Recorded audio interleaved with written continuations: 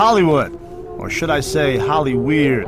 For decades, spooks and spirits in search of their last close-up have given new meaning to the name City of Angels. It's got to be his apparition. It's got to be his ghost, the ghost of this lost and forgotten electrician of Raleigh Studios. It seems the movie capital of the world still attracts more than just fresh-faced wannabes with drop-dead looks. You see, the stars in these stories are just plain dead. On this episode of Mysteries and Scandals, we'll dig up 6 bone-chilling tales of filmland's dearly departed. They found out that that mirror originally hung in the room that was rented on an ongoing basis by Marilyn Monroe. They had it examined by many paranormal psychologists, and they said that it is a spirit of Marilyn Monroe. From the first time I went to J. Sebring's house, the hair stood up on my arms. It was a frightening, and is a frightening place. There's something desolate and unreal about it all. We'll also explain how a deceased film producer tried to signal a starlet about her gruesome fate nearly 40 years after his own untimely demise. Maybe he sensed the arrival of yet another person who also was going to be have their life terminated by less than savory means. They were both found tied and repeatedly stabbed, just as the apparition was that she had seen. And we'll step inside the haunted mansion of a former Tinseltown socialite named Daisy, who can't seem to find her way into the light.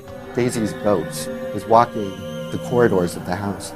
You know, when a tortured soul is constantly walking up and down the halls of the place where you live, people are bound to be driven crazy.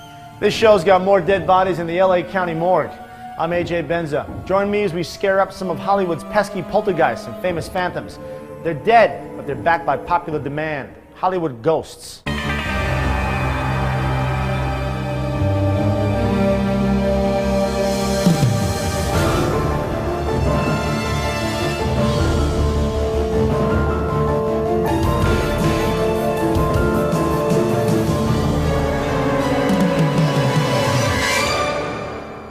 Our first story begins in the 1930s and spans nearly 4 decades to a bone-chilling end. Way back in 1932, Hollywood hotshot producer Paul Bern was a big kahuna at MGM. The 42-year-old movie maker was romancing platinum-haired sexpot Jean Harlow, an actress half his age. Bern and Harlow made an unlikely couple, but was soon shacking up together. Historian and co-author of Hollywood Haunted, Mark Wanamaker. Paul Bern built this little love nest up above Benedict Canyon. It was a little faux Tudor house, and really cute and really tucked away in these hills and trees. But the cozy cottage quickly became a house of horrors. Aaron Kincaid lives next door to the Bern home. Paul and Jean were married in July of 1932. By Labor Day weekend of the same year, less than 8 weeks later, Paul lay dead in his bedroom, a bullet through his head. Speculation ran wild. Was Harlow involved? Was it murder? Was it suicide? Paul left a suicide note apologizing to his wife, but the story doesn't end there. Laurie Jacobson is the co-author of Hollywood Haunted. It was rumored that the night before Paul Bern died, Dorothy Millette, his common-law wife, paid him a visit and made demands upon him to do right by her. And there was an argument.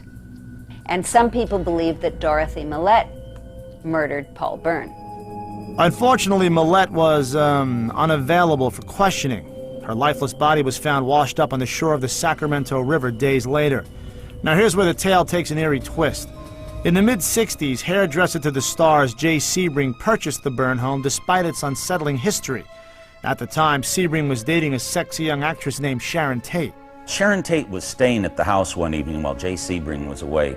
She was awakened by a knocking sound and confronted what she thought was Paul Bern. She is shocked. He doesn't seem to see her. He walks by the bed over to a desk. Sharon is so frightened, she slips out of bed and she's running down the stairs to the first floor. And there, on the stairway, she sees the ghastly apparition of a person tied up with their throat cut.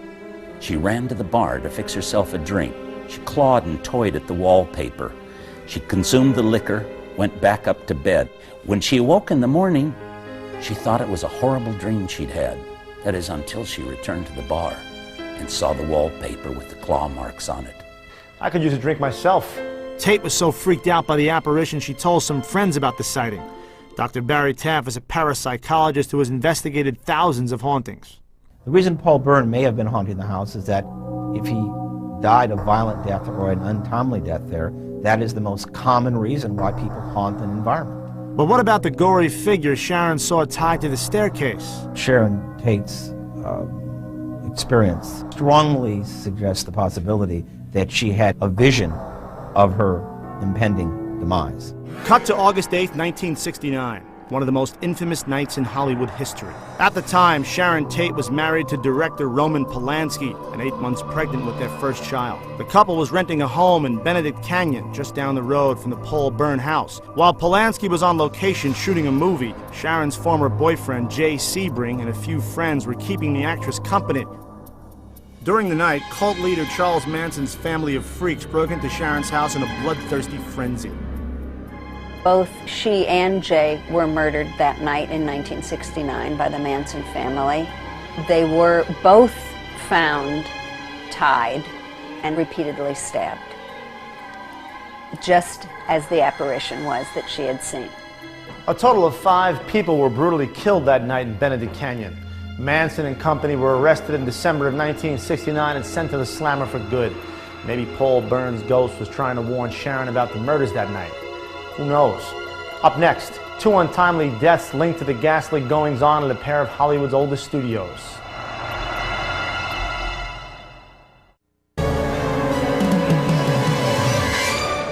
Hollywood is a town filled with superstars, superstitions, and the supernatural.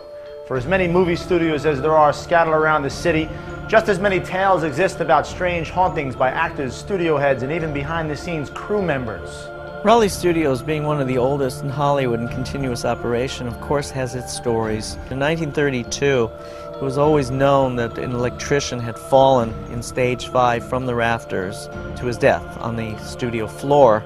But I guess no one told the guy he was dead. His spirit is still flipping switches and shocking workers at the studio.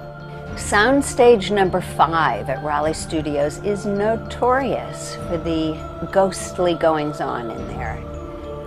300-pound lights will suddenly start swinging at the top of the rafters and just as suddenly come to a halt. Footsteps will be heard on the empty soundstage. Music has come out of the walls there when nothing is on the site. In 1994, Dr. Barry Taff was brought in to investigate the hauntings at Raleigh Studios. I knew nothing about the place, and I'm just walking through, and suddenly I felt very disoriented, falling back to my left, and I almost fell and hit the floor. And I later learned that in this particular location, someone had fallen off one of the catwalks there and died. It's got to be his apparition. It's got to be his ghost, the ghost of this lost and forgotten electrician of Raleigh Studios. On the other side of town, a fellow by the name of Thomas Ince is still making a stir at Culver Studios. Thomas Ince, in his day, was one of the biggest and most important and respected moguls of filmmaking. Thomas Ince was lured to Culver City by Harry Culver, and it was Thomas Ince who built the first studio, the first enterprise of filmmaking in Culver City in 1915. Ince poured his blood, sweat, and tears into Culver Studios, which became a filmmaking powerhouse. Ince was a good friend of William Randolph Hearst, 2 very powerful men on the West Coast. On Thomas Ince's birthday in 1924, William Randolph Hearst offered to throw him a party aboard his yacht. Reportedly, Ince had a pretty severe bleeding ulcer and was instructed by his doctors to lay off the booze and rich food. But Ince failed to heed the advice while living it up aboard the Hearst party boat. There was drinking of wine, there was the feasting, the talking, all of this going on, and after the evening he had a very serious ulcer attack. He was vomiting blood, he was really in a serious state, and then had a coronary on top of it. He died at home several days later in front of his whole family. Ince was only 43. The mogul was still a young man, and I guess he wasn't quite ready to give up control of his studio. In 1988, during some renovations, Ince paid an unexpected visit to the set. He walked up to 2 workmen who were in the act of tearing down Ince's #1 stage. walked right up to them and said, "I don't like what you're doing to my studio." Then he turned and walked away through a wall. The appearance was no special effect. Eugene Hilche worked at Culver Studios in the prop department. Well, the man walked out, he was just shaking. He went to the studio manager, and the studio manager said, "Hold on a minute," and he laid 3 pictures out on his desk, and he said, "Do you recognize any of these 3 men?" He pointed right to Thomas Ince. Scared yet? Well, we've got more horror stories on the way. When we come back, find out what event woke Marilyn Monroe and Montgomery Clift from the dead, and why a loudmouth comic had some angry spirits rolling in the aisle.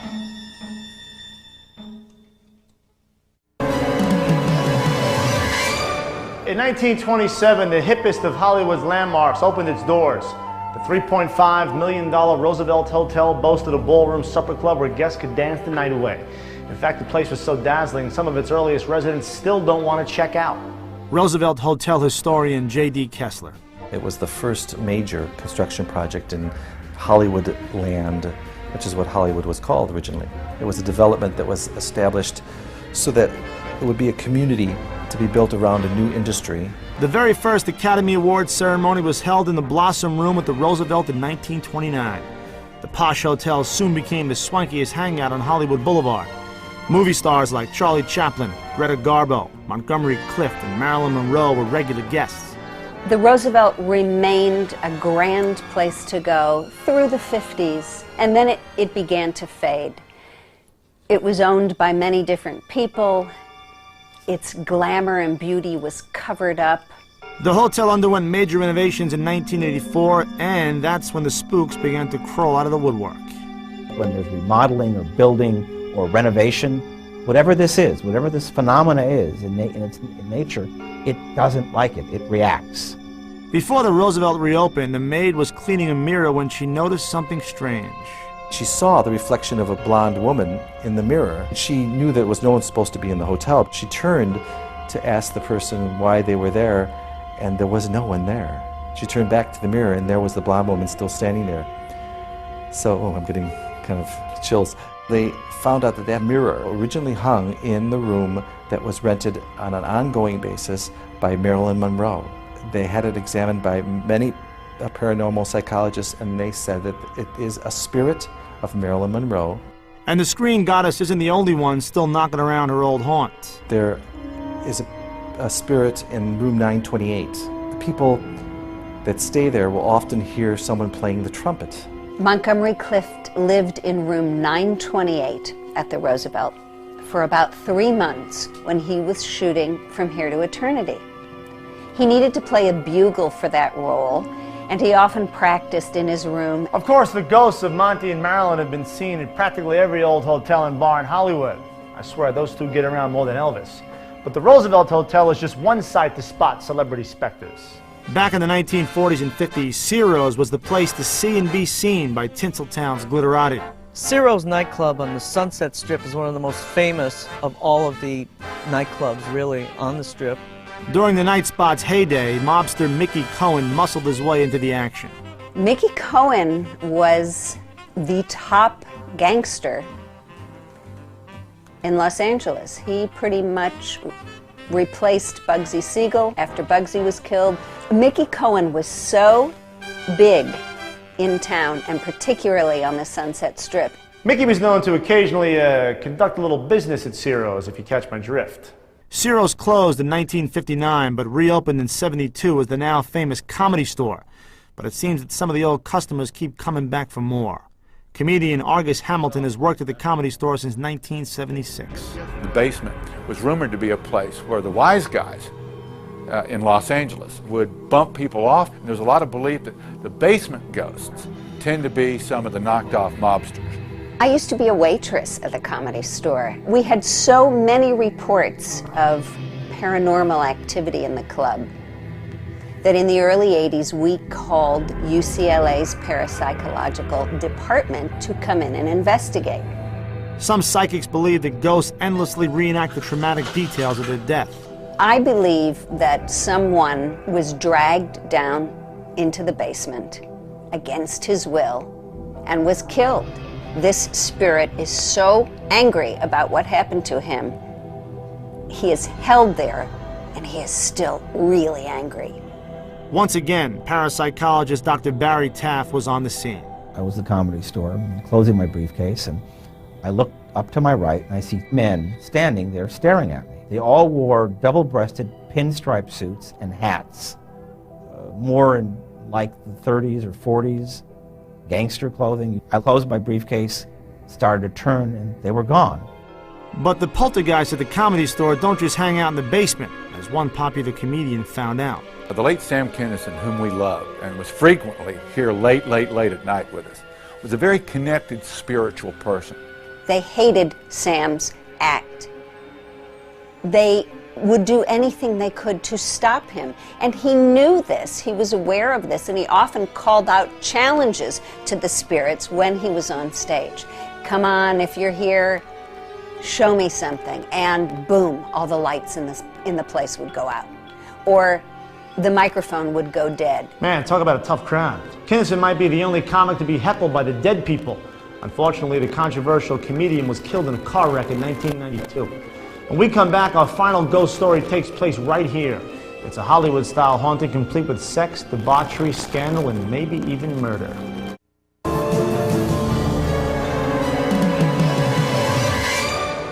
During the early days of Hollywood, Latin leading man Antonio Moreno and his wife, oil heiress Daisy Canfield Danziger, were one of the town's hottest couples. In 1923, the newlyweds built this 22-room Spanish-style mansion on 4 acres of property high atop the hills of Silver Lake. They dubbed the estate Crestmount. Silver Lake historian Todd Hughes. Crestmount quickly became established as the social hub of East Hollywood. Crestmount archivist Mike Schmidt. Daisy and Antonio would entertain mostly on Sundays, and they would invite both the people from industry, for people that Daisy knew from the oil business, and people from the Hollywood film colony. And they'd come up here and swim, and you also have to remember this was during Prohibition, so there was a certain amount of drinking going on. And to actually come here to Crestmount during that time was considered sort of a prized invitation. There's a wine cellar in the basement of Crestmount where Antonio used to lead tours during his parties, and he would bring the more lovely women attending down to the wine cellar to look at his incredible stash of fine wines. Yeah, and I'll bet that's not all they were looking at. Moreno had a penchant for pretty young girls, and Daisy wasn't too keen about her husband's philandering. At first, they were very passionate in the relationship, but as time went on, and Antonio's star just kept rising. He became a bigger and bigger star throughout the 20s, and Daisy began to resent the fact that he would spend these long days on the set in the arms of Hollywood's most beautiful women. One thing led to another, and the couple split in 1931 but never divorced. Daisy turned to booze, naturally, to drown her sorrows. She donated the infamous mansion to the Roman Catholic Church, who turned the property into a home for wayward girls. In 1933, it would have been the 10-year anniversary of their marriage. Daisy was driving along Mulholland Drive when her chauffeur-driven limousine plummeted over a 300-foot cliff and killed her instantly. Miraculously, however, the chauffeur lived. Now, of course, there was lots of speculation of how she died. Was it a crash? Was it an accident? Or was it some sort of foul play on behalf of Antonio Moreno that possibly maybe got rid of her and staged this whole thing? It's still a mystery to this day. Turns out that the chauffeur driving her on Mulholland Drive happened to be a distant relative of Antonio Moreno himself. What a coincidence. No will was found. And so Antonio received half of her estate. It was interesting, though, that some family members did find some notes on how she wanted her cremation to happen and what kind of ceremony she wanted. One of the relatives explained this by the fact that Daisy sought the advice of spiritualists occasionally and had known of her impending death. But to this day, Daisy just can't seem to give up the ghost. When Daisy was having her early problems with Antonio, she would spend long days pacing the halls of Crestmount, waiting for Antonio to get home, torturing herself with the ideas of him in the arms of Greta Garbo, Clara Bow. So perhaps when she died such a violent death, her spirit naturally drifted back to Crestmount, where she continued to pace the halls and wait for Antonio to come home. There seems to be a variety of spirits up here. Daisy is reported to be up here. Antonio is roaming around up here. It seems that the north wing of the house seems to be the most active part of the house. There's a lot of reports of footsteps, of apparition of someone turning a corner, of people talking. The north wing is where Antonio and Daisy's rooms were. I would hear stories from neighbors about seeing things that weren't there a minute later, hearing strange noises coming from the empty house. People still talk about the haunted house at the top of the hill. There you have it, folks. In a town that thrives on make-believe, sometimes it's the true stories that really are stranger than fiction. I'm A.J. Benza. Join me the next time we shed some light on the dark side of Hollywood.